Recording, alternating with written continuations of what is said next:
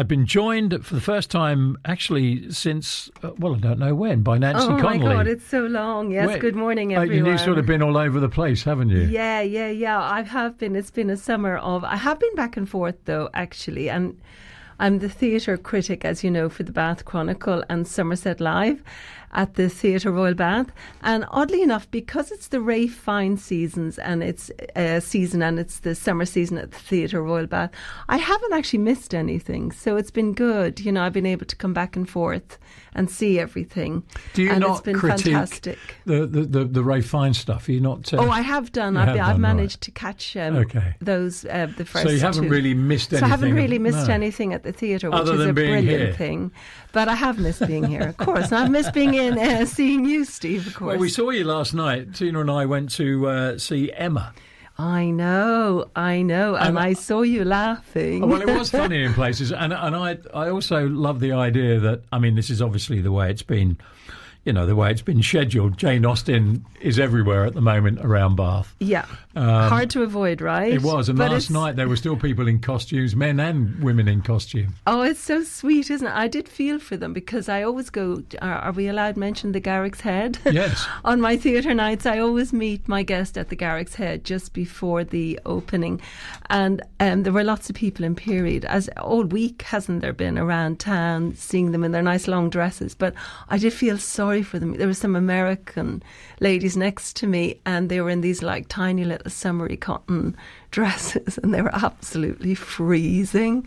So I felt sorry for them, because it's kind of turned cold a little bit, hasn't it? It's not too bad today. No, but not bad. But it's certainly cooler and damper than we've been used to. Yeah. So tell us about Emma then. Oh, I loved it. Emma actually is my favourite Jane Austen.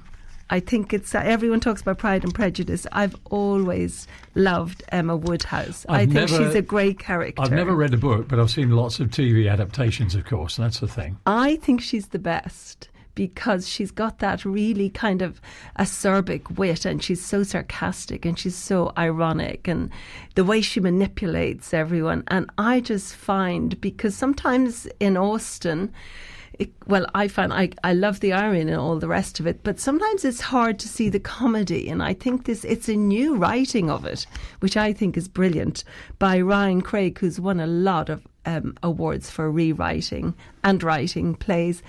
And I think what he's done, he's made it like he's taken out the comedy. Not taken out, he's really highlighted the comic aspect of this play. And I've never seen that done before. There's obviously always subtle irony in Austen, but this is like really, I think, fully blown romantic comedy now. So let's set the scene here.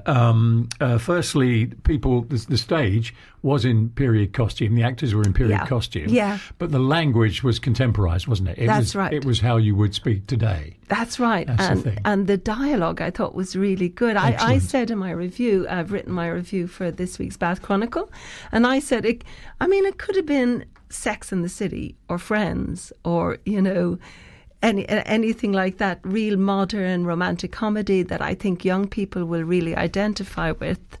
And I think the writing was very good. I think the acting was brilliant. I think she is a really sparkling new talent. She's quite a new actor, and she's quite new on the scene. And her name is India Shaw-Smith, and I think she played Emma beautifully. I don't know if you noticed, but just her movement across the stage. Well, I thought that about everybody, really. It was constantly moving, wasn't it? There was a lot of the dialogue was given on the move, and I quite like that. And do you know what I said as well? What I really loved about it was the pace. I don't know if you noticed. Didn't slow down. Some things can be quite drawn out, can't they? And especially if it's period and if it's classic and all the rest of it. But this, I just thought the pace of the lines and the punchiness of it really added to the humour, because you had to really... you had to stay awake to catch all the lines. So let's talk about Emma Woodhouse and India Shaw-Smith. I thought she was very bitchy at times. Oh, she was bitchy. I said that's the very word I used in my review.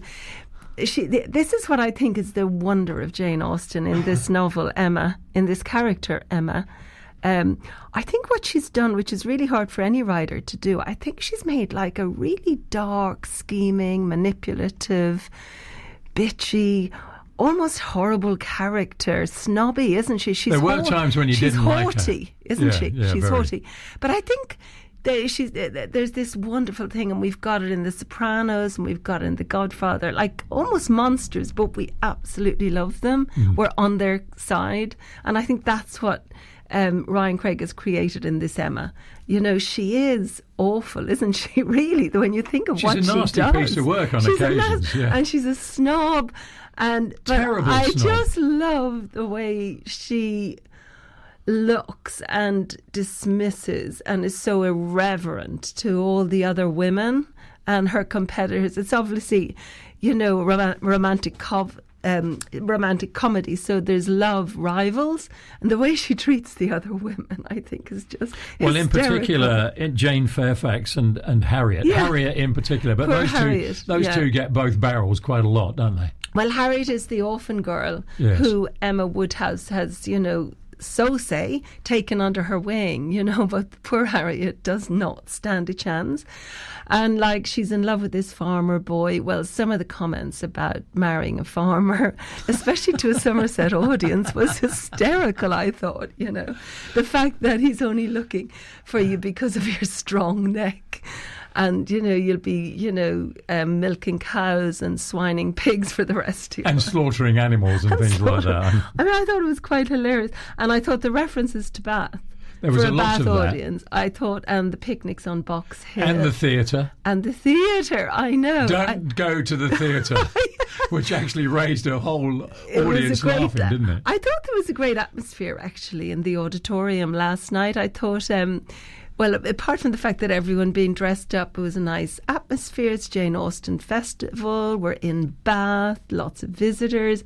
That was great. But I thought there was a lovely atmosphere with all the comedy and all the lightness. And, you know, what a great escape from...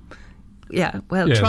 There's a lot of bad news in That's why we moment. go to theatre, That's isn't exactly it? Sometimes right. it's to escape from what's really going on. Let's talk about some of the male leads. I loved Mr. Woodhouse. I knew played you by were going William to Chubb. love him. I knew coming in this morning. I knew Steve loved he's Mr. sort of Woodhouse. on and off all the time, isn't he? He's not on stage for very long at any one period of time. He's just hilarious. Do you know and what he reminds I love me about of a friend of mine. Well, he reminds me of my father, actually, who had 4 daughters. And really, we drove him absolutely crazy. And I just roared laughing because this Emma's father, Mr. Woodhouse, he's a real malcontent, isn't he? He's like... You know, he's really acerbic wit. He's sarcastic. He doesn't get his daughters. He doesn't know anything about the women around him. He's completely perplexed. And he's just hilarious. He's this like tall character who just breezes in and out of the stage, isn't he? And he doesn't have a clue what's going on, really. It certainly feels like that. Yeah. So I loved him. I thought he really lifted it, you know, the whole kind of scheming, womanly love stuff. I thought he was just, you know, what the hell are women all about? Yeah, he didn't understand, did he, really? No. He didn't get it at all. No. And then you had the other sort of principal men, George Knightley, Philip Elton, who was the vicar, and Frank Churchill. Yeah, I loved George Knightley. I loved the chemistry between, that's Emma's obvious, you know, it's always the, they hate each other first, then they love each other. That's romantic comedy, isn't it? Happens all the time, hate, love. But I thought the chemistry between those two was absolutely marvellous. And I know it's very predictable what's going to happen, but it kind of doesn't matter. In romantic comedy, I think you really want them to get together at the end, don't you? Everybody that you, and I don't think this is a spoiler alert, but everybody that you want to get paired off gets paired off with everybody you want them to be paired off with, don't they? And I think that's just the It's genre of comedy. Yeah. Everything has to be patched up, you know, because we all have to leave the theatre smiling, you know, and I think we did last night. I love, one of the things I love as a reviewer, I don't get to do it in the interval because, you know, we always have to go and say hello to the Theatre Royal people, and that's where I always see you. But coming out of the theatre, I'm always listening for the comments, you know. I love that too. Do you do that? And I heard everybody saying I loved it. Wasn't that funny? Very enjoyable. Yeah. It was all exactly what you'd want to hear. Well, it was a smiling thing, wasn't it? Yeah. But I did think it was more than that, actually. I just thought it was a very clever adaptation of what we now know and have come to know, Jane Austen. It's much done, isn't it? It's not overdone. We've seen it on television, we've seen it on movies, people love dressing up. You know, we've seen Bridgerton. It's kind of a style that's done to death, isn't it? So I just think to have something completely new and fresh, and don't forget to be premiered here. It's Theatre Royal Bath Productions. Yeah. We're seeing it firsthand before it goes anywhere else. I mean, how special is that? That's what the Theatre Royal do at its best, isn't it? Yeah. Let's just have a quick word about Augusta Hawkins, because she was quite acerbic as well. She was played funny. by Rose Quentin, which is a name that people may recognise. Absolutely. And I think she plays that part really well as the ridiculous wife of the vicar. You know, this is another kind of, I think, cliche of Jane Austen. She's a vicar's daughter herself. She knows about this stuff. She knows about the ridiculous women and the teas and the afternoon teas. And that's what she's really sending up in all of these stories, you know, about society and how, you know, they've no time for the poor, and how useless the upper classes are, actually, because this is all they do. They just go around the place drinking tea and talking about love, and, you know, but they're absolutely useless. They don't work. They don't do they don't contribute to society. No, they add nothing at all, do they? And this is what Austen is so good about, you know. It's the below stairs that's actually the interest, you know. But these classes are just the muttering classes. And I think Augusta and Rose Quentin plays it beautifully, as does the vicar. We talked about the cast. I think a word for the director, Stephen Unwin. Oh, amazing. Yeah. Amazing. I mean, again, multi-award winning. You know, if you just look at his CV and the awards and the recognition and the celebration that he's had. And here we have him in Bath during the Jane Austen Festival with a new production that's being premiered in our beautiful theatre. I mean, what's there not to love? No, and I think, you know, it says it all, really. A brilliant cast, really well written by Ryan Craig and brilliantly directed by Stephen Unwin. Theatre Royal have nailed it, haven't they? Oh, absolutely, this week. And I would say to people, if they can, if there's any chance at all, it's a great thing to go and see at this time in particular. And to see it first is a great thing. And if you want to escape the newsreels with President Trump being here and you don't want to see any of that, here's a brilliant way to escape it. It's a great escape. It's honestly, it's like an episode of Friends. It's just great. When's your review being put out? Tomorrow, Thursday morning, it'll come out in the Bath Chronicle, and it will go online on Somerset Live. Possibly today, because I know the Nationals are coming to see it tonight. So we're trying to get in there early. Get in there before everybody else. Absolutely. Nancy Connelly from the Bath Chronicle. Thank you very much. Thank you.